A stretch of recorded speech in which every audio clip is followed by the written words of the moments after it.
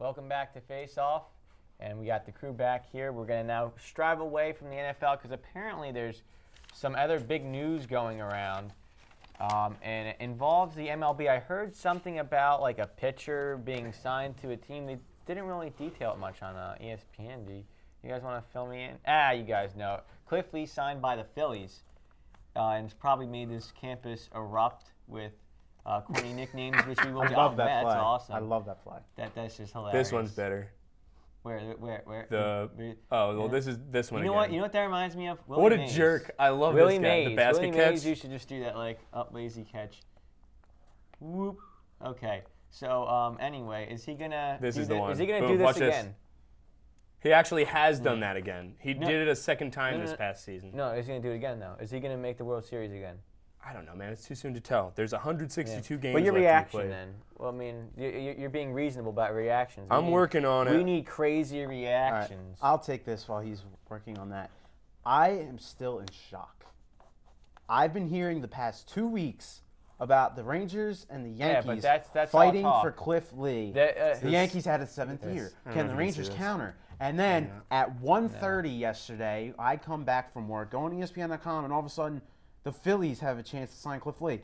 Where did this come from in my mind, out of left field? And then at 12:30 at night, I get a text. Actually, from shortstop. At 12:30 at night, I get a text. Who's texting me at 12:30 at night? It's my friend telling me the Phillies got Cliff Lee. In less than 12 hours, I went from not even know the Phillies were in the race to seeing the Phillies get Cliff Lee.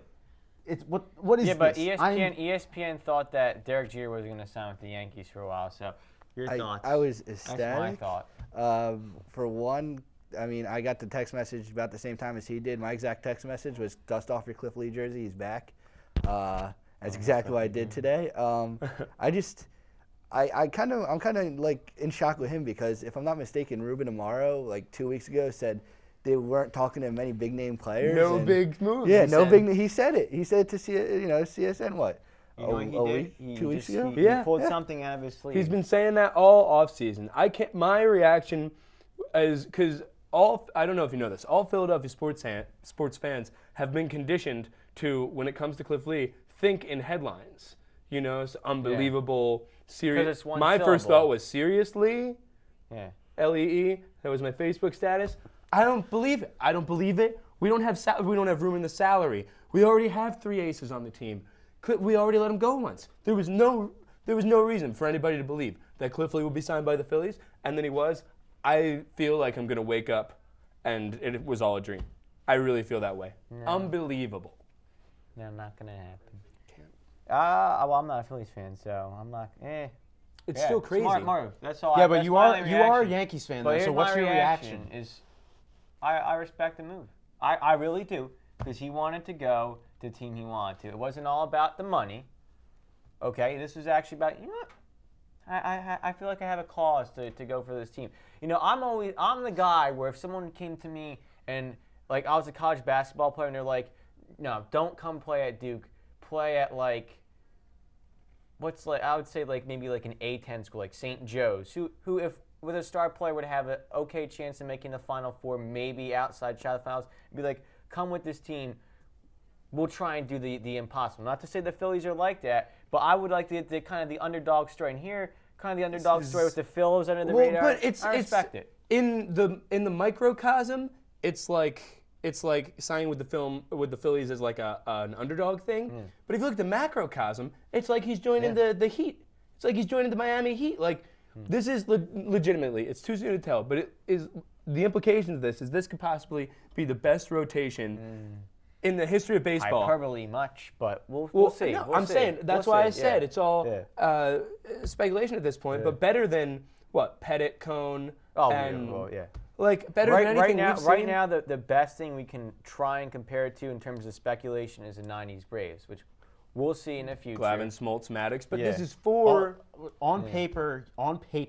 We yet to see it on the field. On paper, you have 4 Cy Young quality pitchers in your rotation. That's absolutely Cole Hamels is not a Cy Young quality pitcher.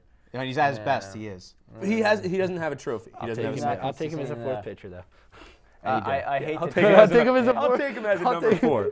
I hate to tear us away from this intriguing topic, but our producers want us to go to another intriguing topic. You would. College football bowl games. Yeah. Okay, I think we're all looking forward to the BCS National Championship game. Cam Newton, that Oregon offense. It's gonna be awesome. It might be 77-70. But is there any other bowl game that you're really looking forward to? Honestly, I haven't heard of any others. Could you enlighten me? Well, there's the Rose Bowl, which is Wisconsin and TCU. Look at Cam That's my Newton. pick. That's the only other bowl game I honestly care about because TCU is the only other undefeated team besides Auburn and Oregon. And I think TCU actually played a tougher schedule than Oregon.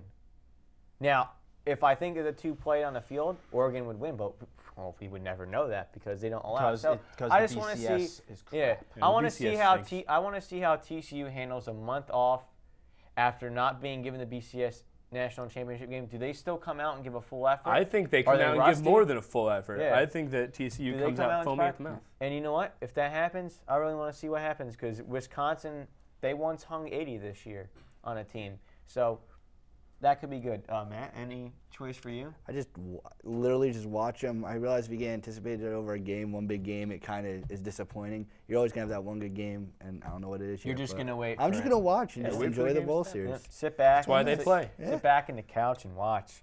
Well, now we go to NBA. We have to keep it diverse here. Carmelo Anthony said if there's going to be any re-signing, it's going to be with a trade to the New York Knicks. And the Knicks, as last time I checked, have won 8 in a row. Raymond Felton is playing like a G, and so is that man, Amari Stoudemire. Your thoughts on Carmelo?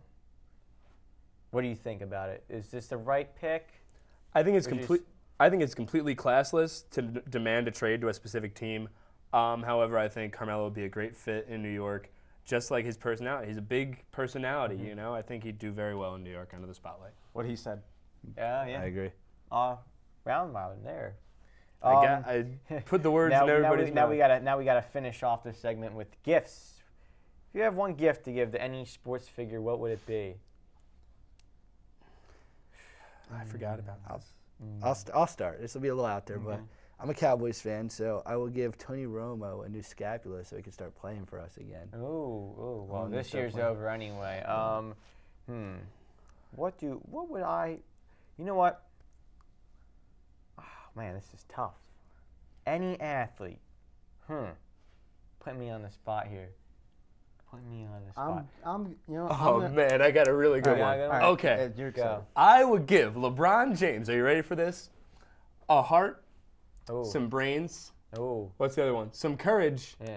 And I'd send him home to Cleveland. Wait, so you would not give him? You would not give him his? Oh, no red man. shoes for Dorothy.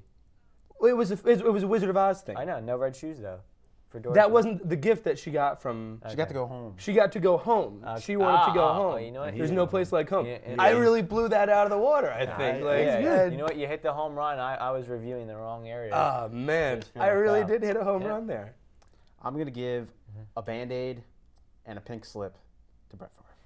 Yes, he's done. Dunzo. Sorry, man. You know what? Let's go with this. I think I'm going to give the Denver Broncos fan base a nice vintage film of the drive and just play on an endless loop at their stadium because right now they are hopeless because they lost by 30 on the road to the Cardinals with John Skelton as the quarterback. Now look, I know I like to name names. You do. But I would not name John Skelton unless it was for a list of obscure quarterbacks, which we actually did. Well, you did just name him outside of a list of obscure quarterbacks. In the future, do you pledge that you will not bring him up unless it is a specific list? Now you're tantalizing me. Well, will you not mention John Skelton except if the situation demands it? We're going to break. We'll be back on Face Off.